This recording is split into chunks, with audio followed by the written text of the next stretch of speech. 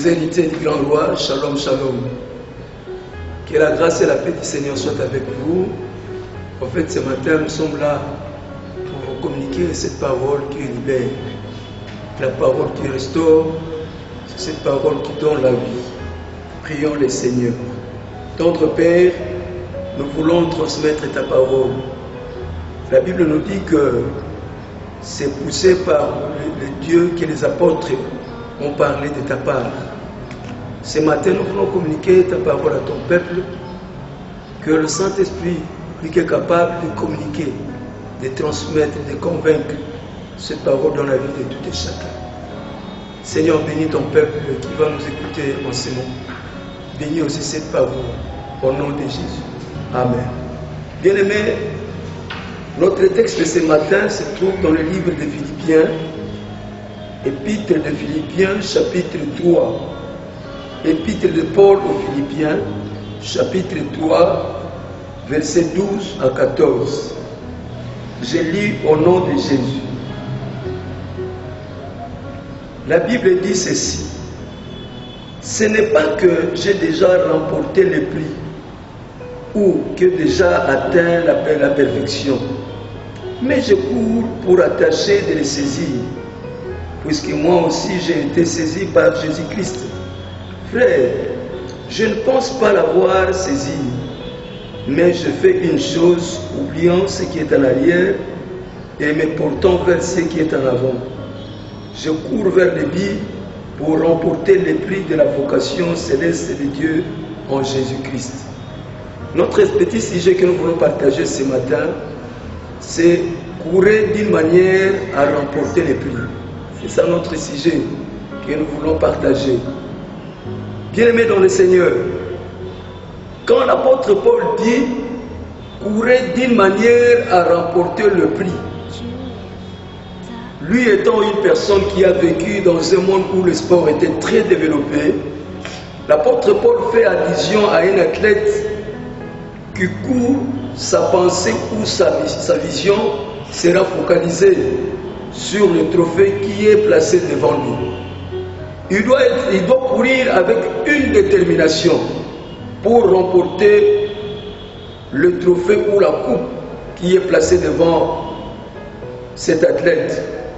Or, un athlète qui veut remporter la victoire le jour de la compétition, il est dans l'obligation de s'imposer ou de se soumettre sous une discipline s'il veut remporter ce trophée.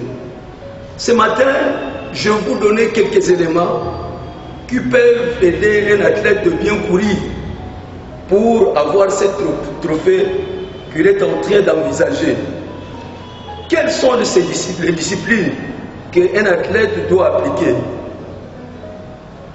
Première discipline, il doit s'abstenir de manger des choses qui peuvent lui rendre trop lourd le jour de la compétition. Deuxième chose, il ne doit pas manger beaucoup de piment, sinon il risque de couper, de casser son souffle. Troisième élément, il ne doit pas courir derrière les femmes pour ne pas être fatigué le jour de la compétition. Quatrième élément, il doit multiplier beaucoup de séances d'entraînement pour être capable d'affronter la compétition. Et toutes ces disciplines qu'il doit appliquer pour lui rendre capable d'affronter la compétition. Or, je vous dis que la vie chrétienne, c'est une vie de discipline. L'athlétisme, ou bien un athlète qui est en train de courir, cela est comparé à une vie, à la vie chrétienne, la vie de tout enfant de Dieu. Tout enfant de Dieu qui veut aller trop loin, qui veut avancer avec son Dieu, il doit avoir une vie de discipline, appliquer une discipline de fer. L'apôtre Paul nous dit, moi je traite durement mon corps et je l'assujettis. Je traite durement mon corps et je l'assujettis. Cela veut dire quoi? L'apôtre Paul ne donne pas le temps au corps de réagir, de lui diriger, de lui orienter. Il est en train de s'imposer une discipline de fer de peur de ne pas accomplir la volonté de Dieu. Parce que le corps, il a des désirs. Il a ses désirs à lui propre. Il a des sentiments qui n'ont rien à voir avec la spiritualité.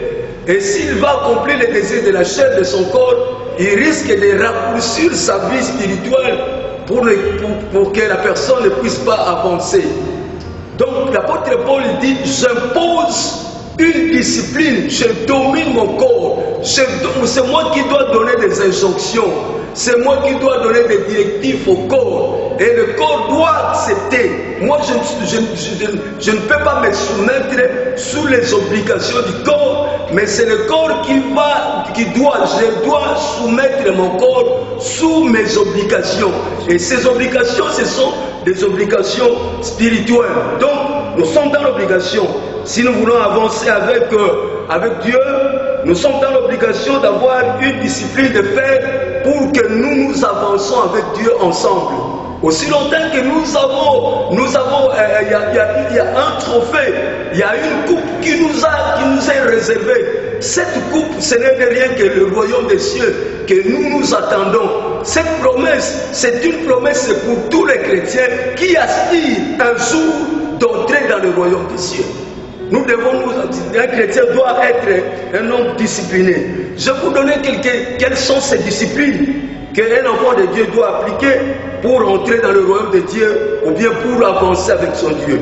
La première discipline, c'est que la crainte, un enfant de Dieu doit avoir la crainte de Dieu.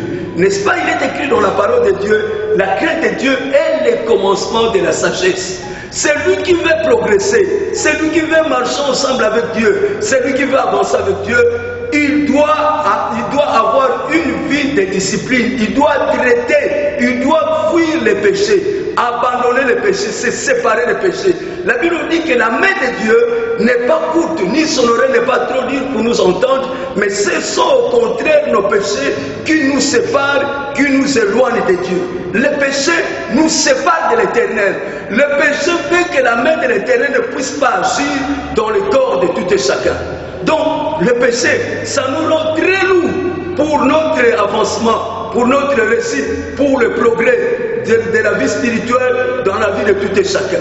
Nous sommes dans l'obligation de se séparer avec le péché. Le péché, c'est un poison mortel, c'est plus que le sida. Une personne qui est morte, il s'est converti, même si la trompette sonnait, il est capable d'entrer au ciel.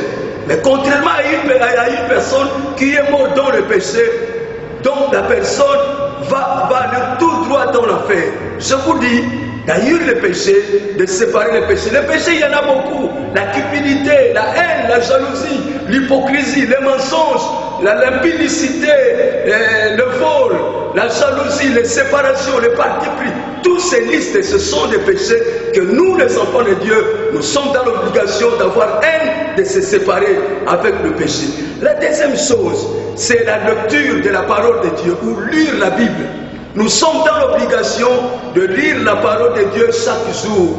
La Bible nous dit dans le livre de Josué que cette parole de l'Écriture ne s'éloigne pas de ta bouche. Tu dois méditer cette parole jour et nuit, afin que tu réussisses dans toutes tes entreprises. Si nous voulons réussir, si nous voulons avoir la victoire, nous devons réussir, nous devons méditer. La méditation, la lecture de la parole de Dieu pour notre vie est impérative, c'est inévitable. Un enfant de Dieu qui ne médite pas, qui ne lit pas la parole de Dieu, il ne peut pas avancer avec Dieu. N'est-ce pas? La Bible nous dit que, écoutez, la Bible nous dit que la parole de Dieu, ça nous donne la force de marcher avec le Seigneur. C'est comme un miroir. La parole de Dieu est comme un miroir. Un homme qui se met dans un miroir, il est capable de regarder son visage. S'il y a quelque chose, il est capable de le réparer. C'est même avec la parole de Dieu. Quand nous nous retrouvons devant la parole de Dieu, ça nous montre comment est-ce que nous sommes. Et ça va nous amener à corriger certaines erreurs qui se trouvent dans notre vie. La deuxième chose, nous devons aussi savoir, la parole de Dieu, c'est comme le code de la route. Un enfant de Dieu qui lit la parole de Dieu, la parole de Dieu est là pour canaliser, pour orienter, pour diriger la vie d'un enfant de Dieu, afin qu'il ne puisse pas tomber dans le péché. Nous devons, en tant que des chrétiens, nous devons lire la parole de Dieu chaque jour dans notre vie. La troisième chose, c'est la vie de prière. Une vie de prière intense. La Bible nous dit que dans la définition, nous disons que la prière, c'est un dialogue entre l'enfant avec son Père. Nous, notre Père, c'est l'Éternel, c'est Dieu. Quand nous prions, nous dialoguons. C'est la conversation. Nous écoutons et lui, il nous donne des instructions et nous parlons. Ça nous oriente, ça nous dirige, afin que nous ayons la pensée de Dieu, afin que nous saurons comment est-ce qu'elle marchait dans notre vie spirituelle. Nous avançons petit à petit pour que nous arrêtons là-bas ce matin. Il y a aussi quelques principes que je vais vous donner. Le principe qui nous amène, qui nous permet d'avoir la victoire. Quelques principes qui nous permettent à remporter le trophée. Quelques principes. Le premier principe, c'est oublier les événements du passé. La Bible nous dit, là où nous avons lu, la Bible nous dit, je ne me souviens plus, je ne pense plus aux événements du passé. Je l'ai oublié. Donc, nous devons oublier tous les échecs d'hier. Si hier tu n'as pas réussi, hier tu n'as pas marché, il faut les oublier. Le diable n'a pas fait, il n'a pas un problème pour ce qui est passé. Mais le diable a un problème pour notre avenir, pour demain ou sur le lendemain. Donc nous devons oublier tous ces échecs. Si hier j'avais échoué, si hier ça n'a pas marché, mais le lendemain ça va marcher. Tu vas réussir, tu vas progresser, tu vas avancer dans toute ta vie. Nous devons oublier les échecs du passé. Le deuxième élément, nous devons porter notre regard vers la croix, vers Jésus. C'est là où se trouve notre victoire. Le regard d'un enfant de Dieu ne doit pas être tourné derrière, mais doit regarder devant lui ce qui se trouve devant lui, parce que la Bible nous a réservé de grandes choses si nous courons avec Dieu. Et pour terminer, la Bible nous dit que nous devons courir avec une détermination. Être déterminé, ne pas se fatiguer. Être déterminé, nous devons être déterminés parce qu'il y a un trophée, il y a une coupe qui est le royaume qui nous est réservé et que nous ne sommes pas dans l'obligation de se fatiguer, d'abandonner la foi, de s'affaiblir, mais nous sommes dans l'obligation d'avancer avec l'Éternel, avec une décision ferme, avec une détermination ferme, et que cela, ça va nous donner la possibilité d'entrer dans le royaume de notre Dieu. Bien-aimé, il y a un trophée, il y a une coupe que Dieu nous a réservée. Cette coupe, c'est bel et bien le royaume des cieux, et que nous sommes dans une course où ce que tout et chacun de nous est obligé d'entrer dans ce royaume. Sinon, notre temps ici sur la terre, si nous ne pouvons pas courir pour remporter ce prix, ça sera un temps vain, un temps perdu. Je vous encourage de prendre courage, de s'élever pour aller vers cette couronne que Dieu a réservée pour la vie de tout enfant de Dieu. Que Dieu vous bénisse. Prions le Seigneur. Tendre Père, nous avons transmis ta parole et que cette parole, ça nous a encouragés. Il y a une couronne, il y a une coupe que tu as réservée pour la vie de tout et chacun.